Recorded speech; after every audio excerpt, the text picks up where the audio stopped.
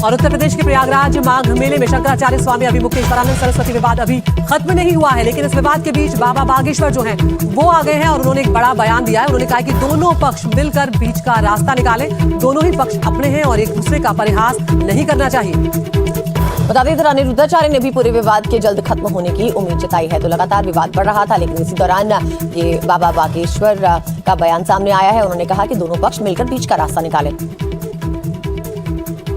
हम यही कहेंगे, सनातन का हास्य परिहास ना हो, दोनों पक्ष हमारे हैं, दोनों पक्ष अपने हैं, दोनों सनातनी ही हैं, दोनों आपस में बैठकर इसका समझौता कर लें, बीच का रास्ता चुनें। हमें लगता है सनातन का हंसी मजाक बनाने से कोई फायदा नहीं है। यहाँ की व्यवस्थाएं, यहाँ का जो प्रशासन है बहुत अच्छा कार्य चल रहा है, क्योंकि करोड़ों लोगों की व्यवस्था करना बहुत बड़ी बात है। इसलिए यहाँ की शासन प्रशासन को भी धन्यवाद जरूर। क्या जी वाला जो विवाद है उस पर आप क्या कहेंगे? भगवान करे वो जल्दी सब ठीक हो जाए।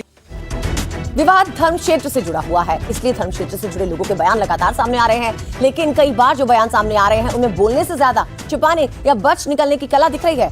जाने माने कथावाचकों, संतों और साधुओं ने इस मुद्दे पर क्या कुछ कहा है, आपको सुनवाते हैं।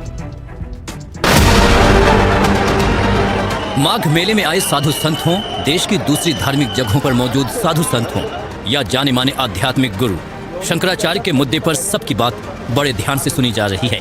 जरा सुनिए कथावाचक देवकीनंदन ठाकुर कैसे इस मुद्दे को धर्म संकट बताते हुए साफ साफ कहने से बचते रहे।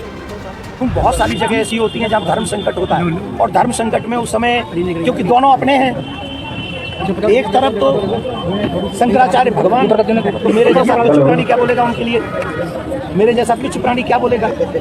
दूसरी तरफ वो लोग भी हैं जो इतनी बहुत बड़ी संख्या में जो आए हुए स्नान के लिए लोग हैं, उनकी चिंता कर रहे हैं। तो मेरे लिए धर्म संकट है, पर मैं इतना जरूर कहना चाहूँगा कि ऐसी सिचुएशन को बढ़ाना नहीं चाहिए। आपसी मतभेद भुलाकर प्यार से प्रत्येक सनातनी को एक स्वर में बैठकर उसे सुलझाना चाहिए, उलझाना नहीं चाहिए। एक और बात, प्रशासन को भी चाहिए कि जिसके माथे पे तिलक हो, जिसके सर पे शिखा हो और जिसने भगवा धारण कर रखा हो, उस प्रशासन को ये भी समझना है कि हमें आदर से अपनी कोई बात रखनी है, हम लोग आदर से रख सकते हैं। शंकराचार्य के मुद्दे पर यही सवाल कथावाचक अनिरुद्धाचार्य से भी किया गया। वो भी किसी के पक्ष या विपक्ष में नहीं दिखे, लेकिन इतना जरूर कहा कि विवाद खत्म होने की उम्मीद है। शंकराचार्य जी वाला जो विवाद है उस पर आप क्या कहेंगे? आपके बयान की बात है, सब ठीक हो जाए, प्रशासन ने जो किया उस पर।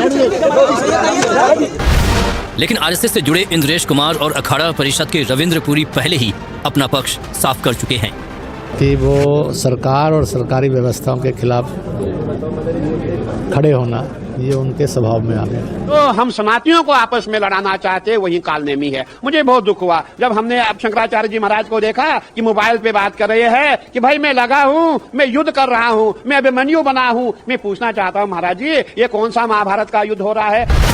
अब आपको सुनाते हैं कि शंकराचार्य के मुद्दे पर प्रयागराज से दूर मथुरा में साधु संत क्या बोल रहे हैं। कि हम गए किसके लिए हैं? स्नान के लिए। फिर अच्छा, स्नान के अलावा एक मंत्र बोलते हैं, गंगे दर्शनाथ मुक्ति। तो स्वाभाविक है, आप अगर वहाँ जा रहे हैं तो पहले तो स्नान कीजिए। भाई अगर कोई कालनेमी, कोई कौआ अगर काँव काँव करे तो क्या आप कौआ बन जाएंगे? हंसी बनेंगे ना, परमहंसी बनेंगे ना। हमारे सनातन धर्म की इतनी बड़ी पीठ का जो अपमान हुआ है, तो अधिकारियों को उनके शरणागत जाना चाहिए। संत का हृदय बहुत बड़ा होता है, वो संत उनको माफ कर देंगे, लेकिन अधिकारी नोटिस दे रहे हैं, उनसे माफी नहीं मांग रहे हैं। और कालनेमी शब्द उनके लिए नहीं है।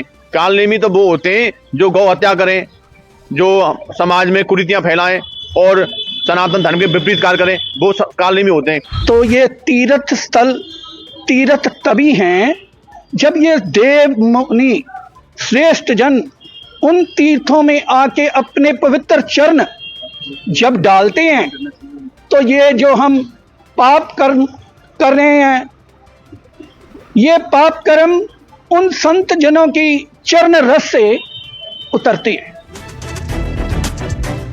और उधर स्वामी अभिमुक्तेश्वरानंद सरस्वती की सरकार और प्रशासन के प्रति नाराजगी जो है वो लगातार जारी। उन्होंने अब क्या कहा है, आपको सुनवाते हैं। आपने बाबर और हुमायूं का जिक्र किया था और अब तो कब्र खोदने तक की बात की जा रही है। क्या कॉन्टेक्स्ट में यहाँ साधु संतों में दोफाड़ हो गई है, एक दूसरे के लिए ऐसे शब्दावली का इस्तेमाल किया जा रहा है? देखिए, हमने बचपन से ये सुना था कि औरंगजेब खराब था, उसने मंदिर तोड़े, मूर्तियाँ तोड़ी।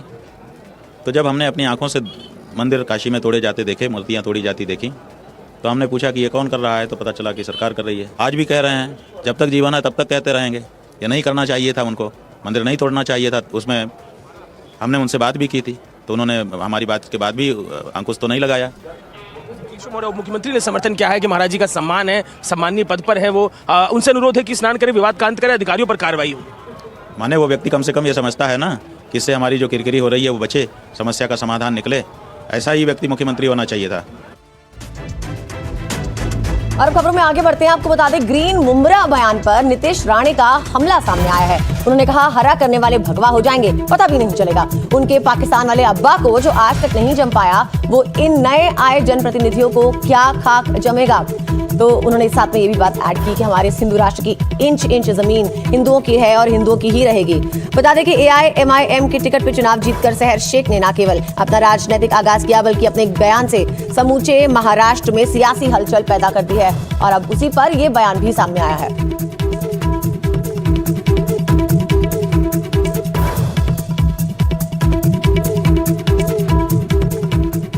और उधर नवनीत राणा ने भी कहा है कि सब कुछ ग्रीन का सपना है तो पाकिस्तान जाना पड़ेगा। वहीं शिंदे ने कहा कि मुमरा ठाणे में है और काफी छोटा है, यहाँ भगवामय है तो भगवा में हरा कैसे होगा।